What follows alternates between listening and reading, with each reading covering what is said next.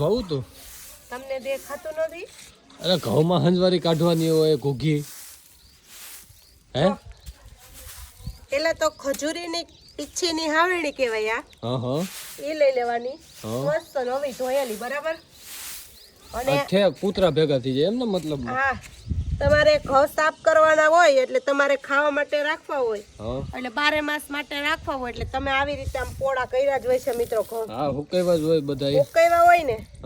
એટલે ઘઉં ઉપરથી ખાલી નાના છોકરાને દ્યો ને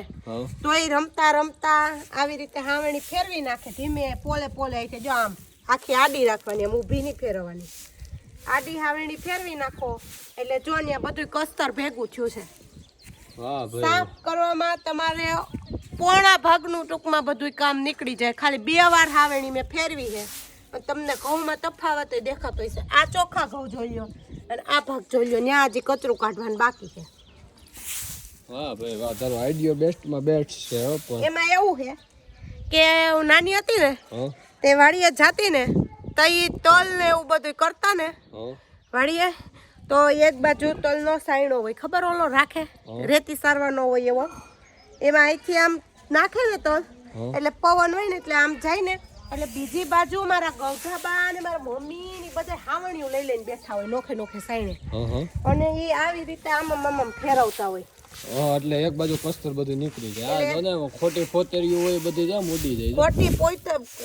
ફોતરીઓ છે ઈ તો પવન આવે તો ઉડી જાય પછી પૂતરા છે પછી આ ખાલી એક સબલું તમારે હરખાએ સાફ કરવાનું રે વાવલવાનું રે તમે હવેલા આખી કલાક થાકી જાવ અને પાછી આ જો આ ફોતરી હોય ને ફોતરી ઈ અને પૂતરું ખરાબમાં ખરાબ જો ઘઉંમાં રહી જાય તો શું થાય ખબર તમને શું થાય ઈ ઘઉંમાં રહી જાય ને તેમાં ધનેડું થાય અને ધનેડું થાય ને એટલે બધાય ઘઉં ખરાબ થઈ જાય આખું વરો ફેલ જાય ઈ તો ભાઈ જો ભૂલ રહી ગઈ આ તો કારણ કે તમારે 12 મહિનાના ઘઉં ભરવાના હોય ઘઉં ભરવામાં જો ભૂલ રહી ગઈ અને એક પણ ધનેડું થયું એટલે રાતોરાત ધનેડાનો વિકાસ થતો જાય અને તમારા ઘઉં બગડતા તમારે આમાં ખોટા સેલ્ફોસના ટીકડા મૂકવા બોરીસાનો પાવડર ભેરવવો એ ખાદ્ય પદાર્થમાં નુકસાની કરે એના કરતા સારી રીતે આવી રીતે સાફ કરી ચોખ્ખા કરી અને વ્યવસ્થિત 12 મહિનાના ઘઉં ભરી લેવાના પ્લાસ્ટિકના પાઉચમાં એટલે કઈ માથા કૂટ જ નહીં અને 12 મહિનાના પછી ઘઉંમાંથી હે ને દરી તેલે છે ને ઊભી હાવણી કરો ને એટલે ફોતરી બધી નીકળી જાય નોખી જોઈએ ફૂંક માર ને આ બાજુ ફૂંક માર એટલે ઉડી જાય એક ઘઉંનો દાણો નહીં જાય એમાં ભેગો ઈ જોઈ લો ફોતરી એટલે ફોતરી જ જાય બધું તો એટલું થોડું વાવલી નાખ ને કે ન ચાલે વાવલવામાં હાલે ને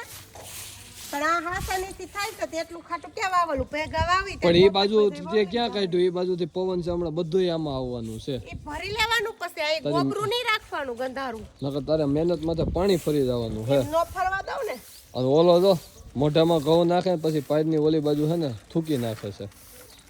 બટા ઘઉં બગાડેનો વાંધો નહીં ત્યાં કબૂતરા નહીં ખાય મારા દીકરા મેળી ઉપર નાખ તો કબૂતરા ખાય છે આશીર્વાદ દે વાહ ભાઈ વાહ ધન્યવાદ દેવા પડે વાહ ભાઈ વાહ શું વાત છે તો હાલ હવે તારી બધું થઈ ગયું હોય તો હવે ઠેલા ભરો કાઈ ઠેલા બેલા ભરવાનું નથી અરે હરખા કરો એમ કપડા નથી ચડતા એટલે હાલો હાલો આવો ફટાફટ નીચે પેલા મને મારું કરેલું તો કરી લેવા જો કામ હા તો ઈ કામ કરી લે તારે ક્યારે બપોરે પતી જાહે બપોર થઈ એમાં થઈ રહેવા જાયું તો આ એટલું કદર્યું હા તો વાંધો ને આયલું નીચે જાઉં છું અરે રિઝલ્ટ એટલે 100% નું રિઝલ્ટ એમાં કઈ ન ઘટે બહુ તારો આઈડિયા હોય એટલે 5 મિનિટ નું કામ ને આખા વરોના ઘઉં સકી મુકાવવાનું ઓલું કરો ને એન કરતાથી ફટસાપ થઈ જાય વાહ ભાઈ વાહ તારો આઈડિયા બેસ્ટ માં બેસ્ટ છે અને તમે સકીમ તેણું કરાવો ને નુકસાની થઈ ખબર તમને શું નુકસાન દાણો કટકો થઈ ગયો હોય ને આખા ઘઉં હોય ને એમાં ધનેડું ન પડે જટ દઈને એ કટકા થઈ જાય ને એટલે એમાં ધનેડું પડવા કરે વાહ ભાઈ વાહ તને તો આમ વધુ માહિતી છે અને તારો આઈડિયા બેસ્ટ છે ચાલો અપનાવો મિત્રો આ ભવિષ્યનો આઈડિયા